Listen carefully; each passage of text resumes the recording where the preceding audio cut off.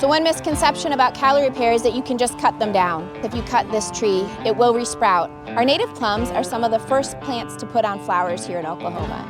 And so they can really be a critical nectaring source for some of our native pollinators.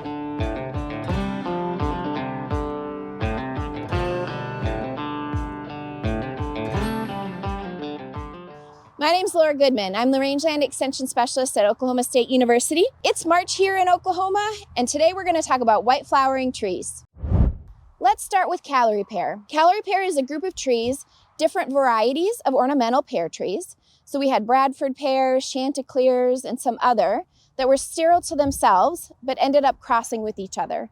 And what's happened is those trees have escaped plantings and are now spreading across some of our land in the state. This is pretty prevalent across the eastern United States and is starting to become a bigger issue here in Oklahoma. In March, we see a lot of white flowering trees, and so we want to be able to help folks differentiate those trees from some of our natives that we love to keep on our Oklahoma rangelands. So let's look at this Callery pear. So the first thing you're probably going to notice is all of the white flowers. Unfortunately, there's not really a characteristic about those white flowers that helps to set it apart easily from some of our other natives.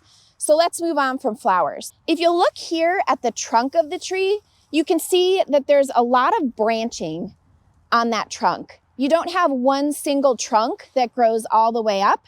You have a trunk that branches into multiple trunks. That's really characteristic of Callery pear. If you look at the bark, you'll also see that the bark has sort of a rough texture. And then as you move up the tree, like on some of these branches, that bark is pretty smooth. And so when you have young Callery pear trees, you'll have a lot more of that smooth bark. And then as the tree gets older, it'll start to get a little bit more texture. That's going to be important when we talk about other trees that we could confuse this tree with. Another feature of Callery pear is that it can often have thorns on some of the branches. This isn't always true. It depends on which trees crossed with each other, whether they have thorns or not, but that can be helpful because our natives don't have any thorns on them. Once this tree puts on leaves after it's done blooming, it'll have fairly large leaves. They're simple, large oval leaves with pointed tips. They don't have a lot of veins. There are veins on there, but the leaf looks pretty glossy in general. It doesn't have a very rough texture. So now we're going to transition from Callery pear to one of our really awesome natives, Mexican plum. Let's look at this tree over here. So here we have a Mexican plum tree. You can see that the flowers aren't dramatically different. It's blooming at the exact same time as our Callery pear, but this tree is going to be a smaller tree in general. So these trees usually don't get taller than 25 feet, and they have a really round canopy. So they're going to have a much rounder shape than the triangular shape of a Callery pear. Another really excellent characteristic that we use for identification is the bark texture. Now, if you look at these branches, again, you have that fairly smooth bark, but when you look at the trunk, it looks pretty dramatically different. Let's walk over here. So let's talk about this Mexican plum trunk. Okay, so you can see a pretty rough bark on this tree.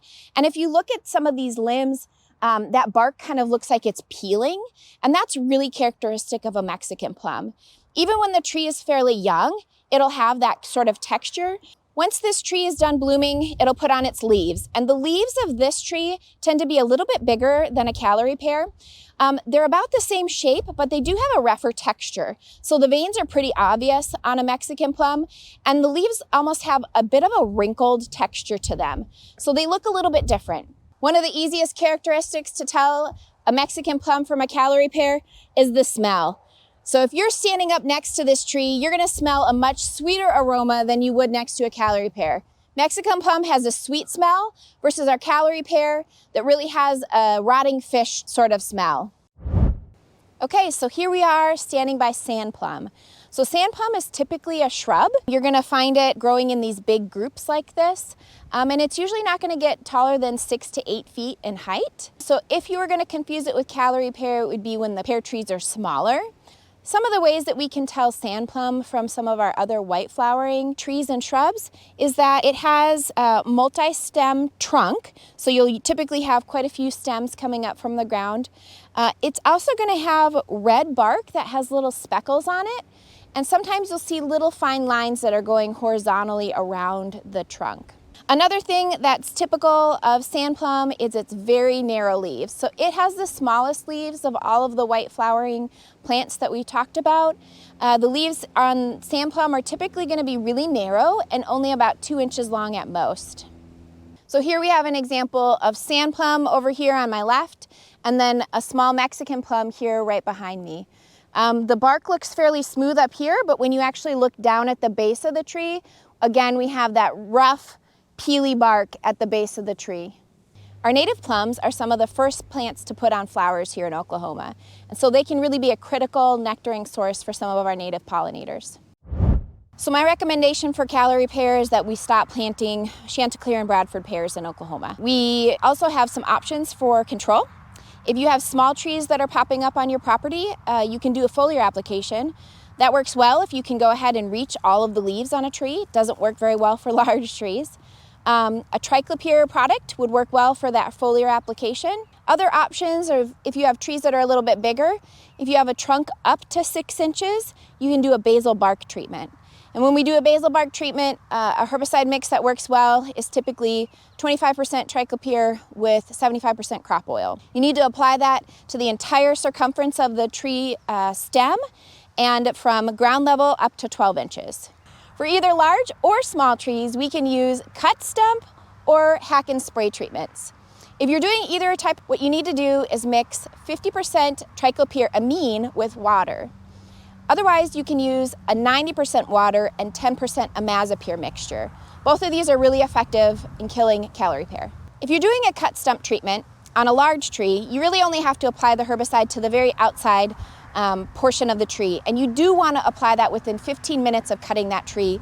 Otherwise, that tree tends to seal up the base of that tree and you don't get good absorption of that herbicide. So one misconception about Callery pear is that you can just cut them down. We actually do need to treat those stumps if you cut this tree. It will resprout. I've seen areas that have been mulched that have resprouted and been 6 feet tall by the end of that season. So you really do need to treat those stumps with one of the herbicides I mentioned.